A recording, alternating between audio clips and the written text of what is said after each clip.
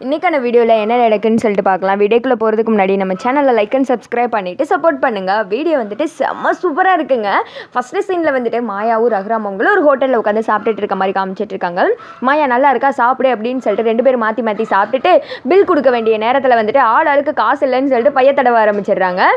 மாயா வந்துட்டு விடுங்க பெரியப்பா நான் தரேன் அப்படின்னு சொல்லிட்டு மாயா பார்த்தா மாயாவும் உங்கள் பையன் வந்துட்டு பஸ்ஸில் மிஸ் பண்ணிட்டாங்க போல. ஐயோ என் பேக்கை பஸ்ஸில் மிஸ் பண்ணிட்டேன் அப்படின்ற மாதிரி சொல்ல, என்ன ஆளுக்கு என்ன நாடகம் ஆடுறீங்க, இந்த மாதிரி எத்தனை பேரை பார்த்துருப்பேன் நான்.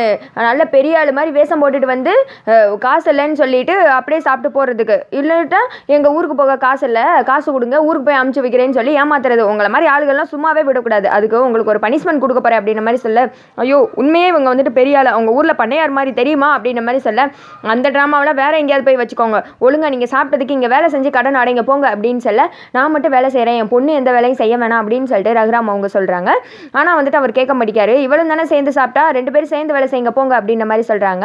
இவங்க ரெண்டு பேர் போய் வேலை செய்கிற மாதிரி காமிச்சிட்டு இருக்காங்க. அடுத்த சைடு வீட்டில் ரகுராம காணும்னு சொல்லிட்டு எல்லாருமே தேடி பிடிச்சி அழுதுகிட்டு இருக்க, அப்புறம் சிவா சீனு எல்லாருமே வந்துட்டு தேடி பார்த்துட்டு வர்றாங்க. அண்ணன் எங்கேயுமே கிடைக்கல அப்படின்ற மாதிரி சொல்ல, ஐயோ எல்லாம் என்னால் தான், நான் வந்துட்டு ரகுக்கிட்ட அப்படி பேசியிருக்க கூடாது, நான் பேசினதுனால தான் அவன் இப்படி கோச்சிட்டு போயிட்டான், நான் பண்ணது தப்பு தான் அப்படின்ற மாதிரி ரொம்ப ஃபீல் பண்ணுறாங்க. அப்போ சீனோட அப்பா வந்துடுறாங்க. என்னாச்சு எதுவும் தகவல் தெரிஞ்சா அப்படின்னு சொல்ல, இல்லை பத்மா நான் எங்கே தேடி மச்சான் நான் காணோம் அப்படின்ற மாதிரி சொல்லிட்டு அவர் வந்துட்டு அழுதுட்டு இருக்காரு. மாயா பாவ வீட்டை விட்டு போயிட்டால, அதனால தான் அவரால் இங்கே இருக்க முடியல, மாயாவுக்காக தான் போயிருப்பார் போல அப்படின்னு சொல்லிட்டு இருக்கா. எல்லாம் அவளால் தானே, அவள் இந்த வீட்டுக்குள்ளே எப்போ வந்தாலும் அப்போ ஆரம்பிச்சது பிரச்சனை அப்படின்னு சொல்லிட்டு பத்மா திட்ட, நீ கொஞ்சம் அமைதியாயிரு, அவள் என்ன பண்ணா அப்படின்னு சொல்லிட்டு ஆளுக்கு பேச ஆரம்பிச்சிடுறாங்க.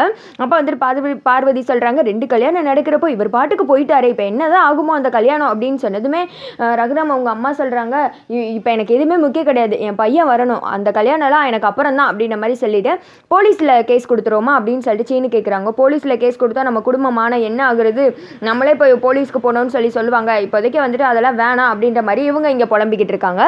அடுத்து வந்துட்டு அங்கே ஹோட்டலில் தான் காமிச்சிட்டு இருக்காங்க. மாயா வந்துட்டு பாத்திரம் விளக்குறது மாவாட்டுறது இதெல்லாம் பண்ணிக்கிட்டு இருக்க, ரகுராம் அவங்க வந்துட்டு தோசைலாம் போடுற மாதிரிலாம் காமிச்சிட்டு இருக்காங்க. ரெண்டு பேரும் மாற்றி மாற்றி வேற சிரிச்சுக்கிறாங்க.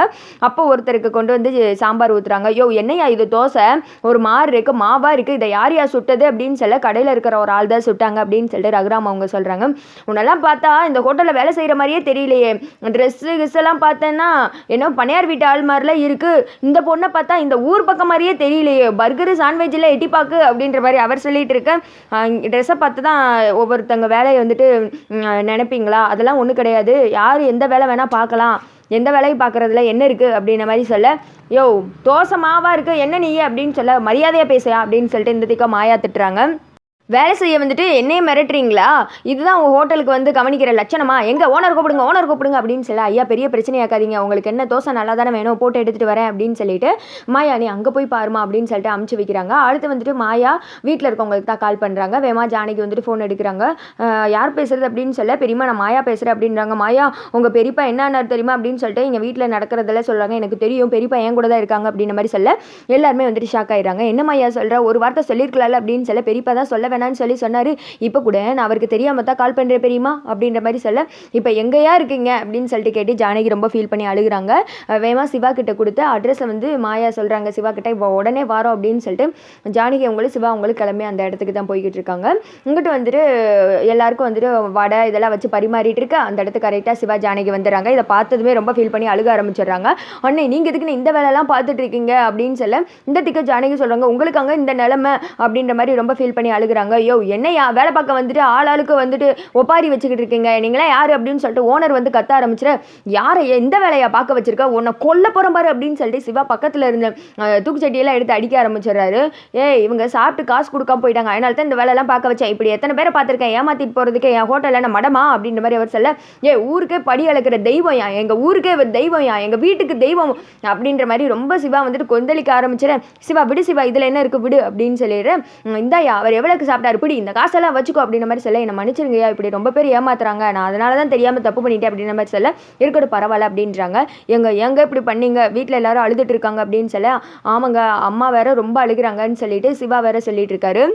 பெரியப்பா நீ இவங்க கூட போங்க, நான் வந்துட்டு அப்படியே கிளம்புறேன் அப்படின்ற மாதிரி சொல்ல, மாயாவை தனியாக விட்டுட்டு என்னால் வர முடியல, அதனால தான் நான் வந்துட்டு மாயா பின்னாடியே வந்துட்டேன். மாயா நீ எங்கே போவ இப்போ அப்படின்னு கேட்க, நான் எங்கேயாவது போகிறேன் அப்படின்றாங்க. நீ போனேன்னா நானும் வந்துட்டு போயிடுவேன், வரமாட்டேன் அப்படின்ற மாதிரி சொல்ல, ஸ்ட்ரெயிட்டாக எல்லாரும் கோவிலுக்கு வர சொல்லி முக்கியமான விஷயம் பேசணும் அப்படின்னு சொல்லிட்டு எல்லாரையும் கோவிலுக்கு வர சொல்லிடுறாங்க.